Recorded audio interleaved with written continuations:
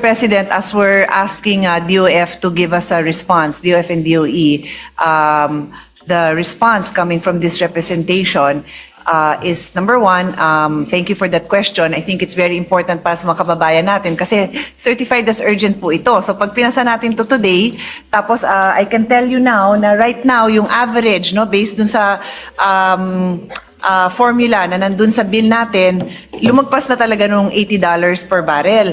So, pag pinasa natin to, tapos may process din naman po ito before it becomes a law, right? Siyempre, expected ng mga kababayan natin, maramdaman nila dahil pinasa na natin. Tapos, after we pass it, there's a big chance na ang maririnig natin, kasi yung stock na nandun sa kanila, sa mga oil companies, nabili na nila, nabayaran na nila, so uubusin pa nila yon. Alam naman ho natin na yan ang maririnig nating sagot eh. So tama ho talaga yung tanong nyo na, so kailan nila mararamdaman? O ngayon, aantayin po natin yung sagot ng experts because I'm not even referring to that, Mr. President. hindi pa ho ba yun? It is after we pass this bill into law, Yes. no, finally approved by the President and ready for implementation. Ang tanong ko po is, 1 month yung period para magkuha ng average, no? I understand weekly yung ginagawa nilang monitoring. Pero still, it will take them 1 month to determine kung pumalo na siyang $80 or more. And then after that, magmi-meet pa yung DBCC. After their meeting, they will still make or submit their recommendation to the President. And then ikakaskade pa yan, pababa, all the way hanggang gasoline stations. Ang tanong ko po, how much more time is needed para even after the 1 month period na na-determine na more than $80 or $80 or more. Gaano katagal pa yung administrative flow ng yung mga requirements, no? Para tuluyan ng ma-reflect sa mga pumps ng mga gasoline stations. I'll break down the response, Mr. President, kasi first of all, the wording of the bill says that once itong average has reached or exceeded $80 per barrel for 1 month immediately preceding the issuance of the suspension or reduction order. So let's just say pagpasa nga natin ito, everything it's already a law and there has already been a recommendation by the DBCC based on the 1 month preceding. So if the trend continues now, meron na ho tayo no na 1 month preceding it has already exceeded $80. So that's the first thing I'm establishing. Na in terms of if itong discussion po natin ngayon is already happening in the DBCC and a decision has been made, pasok na ho itong factor na to na pwede na ho yung 89. We have not yet enacted this into law. Yeah, no, I'm using it as an example, sir. Yeah. I'm using it as an example na if today the law had already been passed and you and I in fact are the DBCC members who are on the now assumption that looking at naipasa it. na. Opo, Okay. opo, yeah. Thank you for that clarification. Ang point ko is napasa na, tapos tiningnan nila, as of now, nag-exceed na ng $80 per barrel, then they decide to recommend. So they have recommended it already. Yun yung first step na kinakla. So pasok na yun ngayon. That is the part na sagot ko po dun sa batas. Hindi yan agad mararamdaman kahit na i-announce. So, what is the estimate? Like, do they keep a supply of 5 days, 10 days, 30 days? Or nobody knows? That's exactly my point, Mr. President. So, we do not know that, no? So that answer, Mr. President, yun na ho yung sagot. Kasi mula nung tinanong nyo how many minutes has passed, hindi pa ho ako mabigyan ng clear answer. Basically, walang makakapagsabi for sure kung kailan. Pero range man lang. Yeah, at least like they can 5 estimate. days, 10 days, Yeah. 30 days.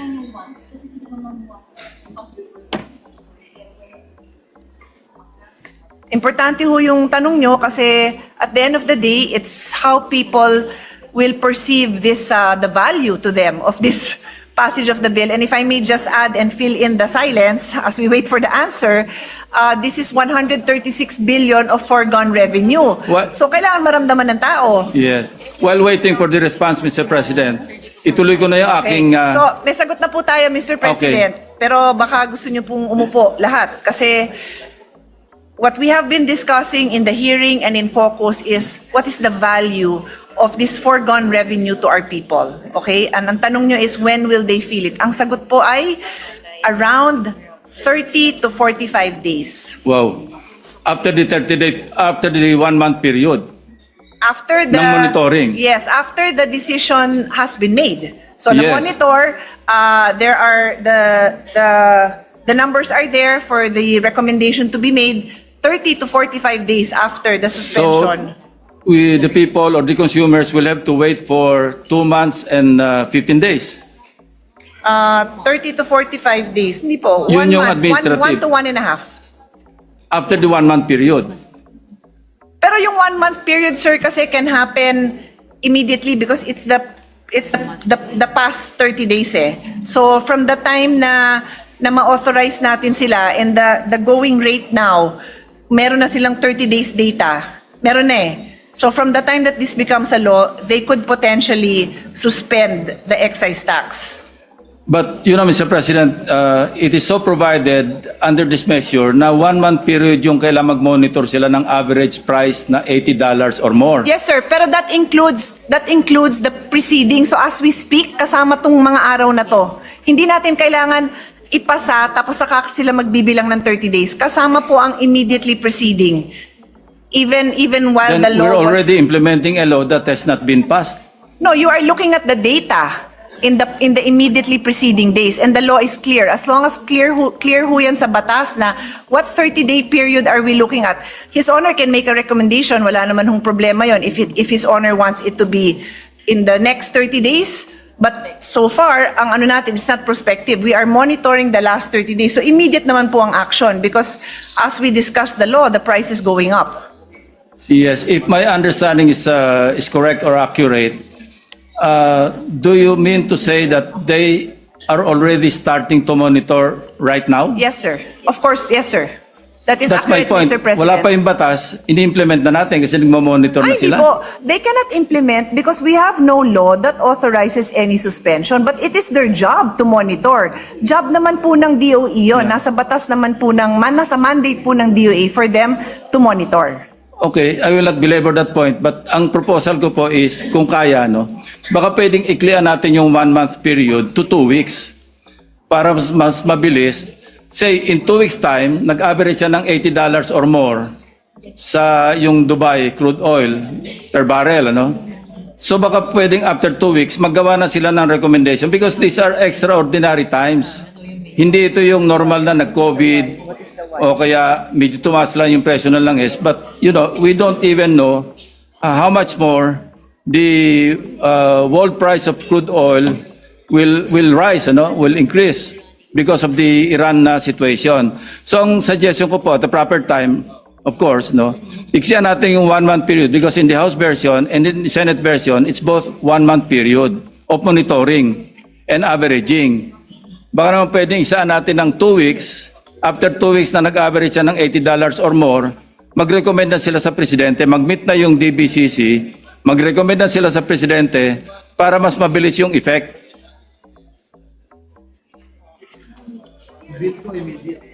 Actually, Mr. President, the response from the resource persons is that 30 days is really the standard monitoring period that they use. And it is irrelevant or unnecessary to shorten because it is always better to have a bigger range, And that time is ticking already. So like I said, Mr. President, if this becomes a law in 3 days, they already have a 30-day. It will kick in anyway.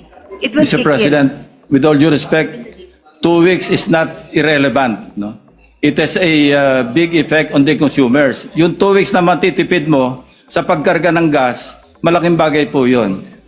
Mr. President, His Honor and I have the same intention for the consumers to feel the benefit of the law at the soonest possible time.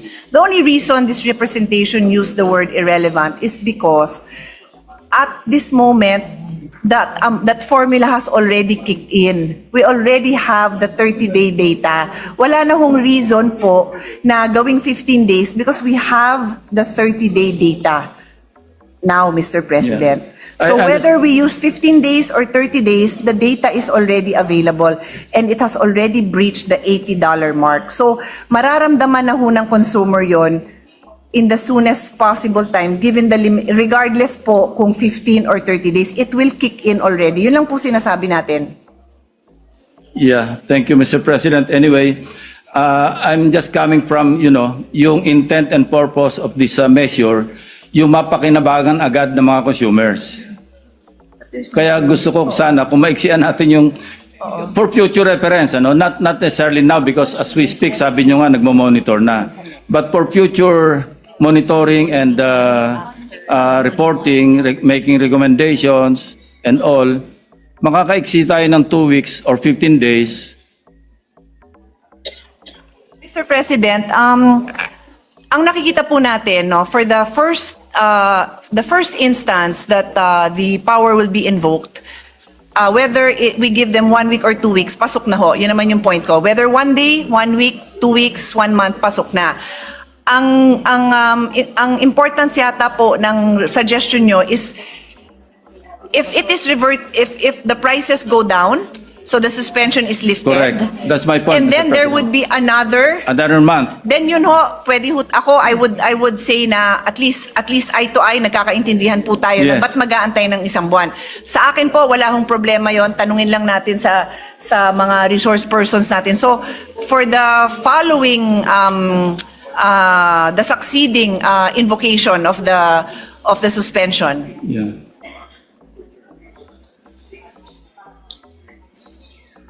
I understand His Honor's point na immediate sana ang desisyon, hindi mag-aantay ng, kunyari, on the second week, ito na, ang taas-taas na, mag-aantay pa tayo ng day 15, day 16, day Yes, 18, Mr. day President. 20. Halimbawa, bumaba nga siya ng average ng $80, Nasa 79.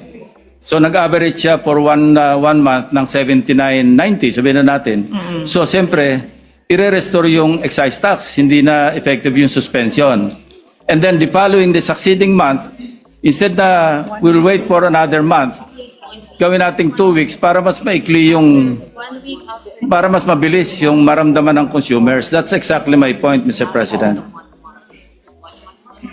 So to be clear, Mr. President, it works both ways. Pati ho yung pagbalik ng sin tax, it's only automatic, sin tax. My favorite tax, sin tax. Para ho bumalik ang excise tax na nasuspend, kailangan din ng 1 month. Kasi safety din naman yon na hindi naman automatic na babalik ang sin tax.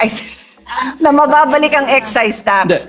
1 month din yon bago ibalik. Yes. In fairness to the tax collectors, in fairness to the government's efforts sa tax collection, iksyan na rin natin yung period na yon from 1 month to 2 weeks din. Na ma-restore yung excise tax. Yeah. So it can work both ways. Yeah, Mr. President, I truly understand His Honor's concern. We want to be, on our feet. Pareho tayo, Mr. President.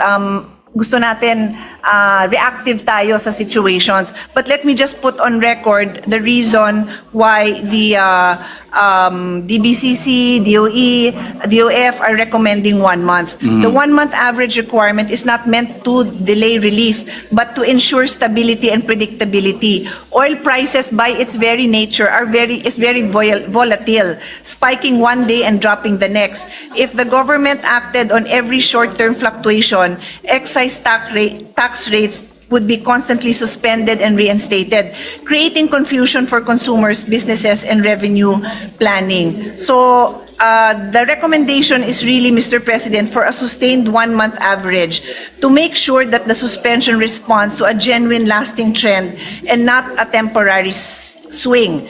This protects fiscal stability while still providing relief when the burden is truly persistent. So it gives us a bit of ounce of predictability. I can understand also where they're coming from, Mr. President, kasi mahirap talaga para sa lahat yung, well, that is what causes confusion and panic, kasi akyat, baba. So that is the response from the... I will not make this recommendation or suggestion kung walang Iran war. Kung iba lang yung circumstances, hindi po ako maggagawa ng ganitong suggestion. But these are really extraordinary times, na pwede mag-spike hanggang 200 nga, sinasabi nila yung per liter.